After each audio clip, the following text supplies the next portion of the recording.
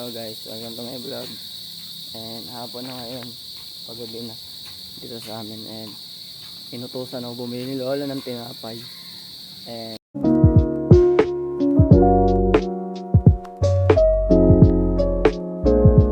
punta lang natin kanina kala Jenalyn eh. Pero masaya ako kasi siyempre nakasama ko siya. Pero nga lang, malungkot nga lang kasi bukas may pasok na siya. Hindi na makakapagsabay sa high school pa uwi.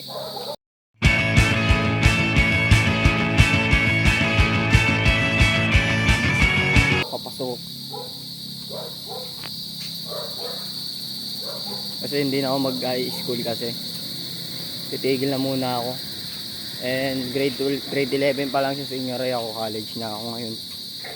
Kailangan ko muna unahin yung goal ko syempre.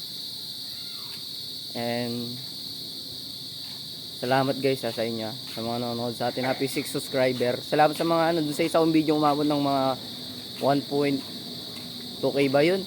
Basta maraming salamat sa inyo guys. Na-appreciate ko guys. And ngayon bibili tayo ng bread ni Lola kasi nagsabi sa akin.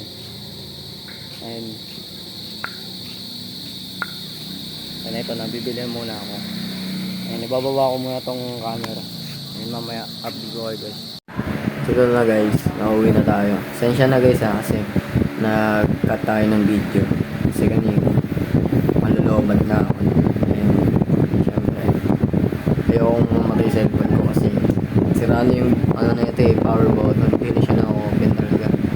Pero buti merong turn on screen. Yung parang pag mamatay, itatap mo lang siya. Pero pag pa-power off na siya, hindi na talaga siya as in talaga na mabubuksan talaga. Kaya ang tatakot ako, kaya kanina nag-cut muna ako. Kaya hindi na ako nakapagpaalam ka. Ito tayo, tamang vlog tayo ngayon. Tapos natin kumain siya. And okay na rin, sinundo tayo ng mama natin. And nakakatuwa naman kasi nung bata pa ako, doon ko lang dati nararanasan ito. Sunduin pa ako ni mama sa bahay ng klase ko, bahay ng mga kaibigan ko. Nakakatuwa lang kasi parang nag-flashback sa akin ganun. Kasi kanina pumunta kasi ako dun sa bahay ng girlfriend ko. And nagulat ako dun si mama. Pero okay na, nakatuwa naman ako. And sana bukas maging maganda yung araw ng girlfriend ko, si Jenna din. Kasi pasokan niya na bukas eh. Sana maging okay lang siya. Maging okay naman yung mga ginagawa niya. Sana gusto sa ibang lalaki putik. Wala talaga ako. And sana maaga siyang makatulog. And syempre ako din. Thank you guys ha.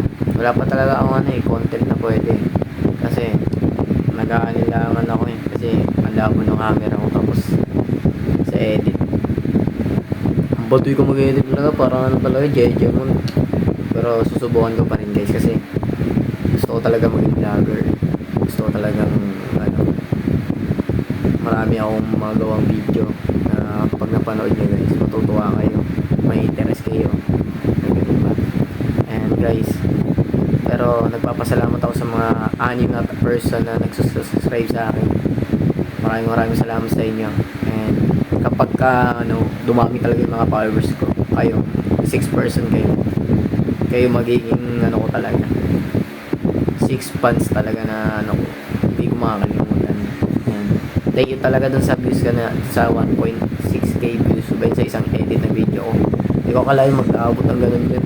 Maraming salamat sa inyo guys yung mga nanonood and nag-like. And tatapusin ko na po yung vlog natin ngayon.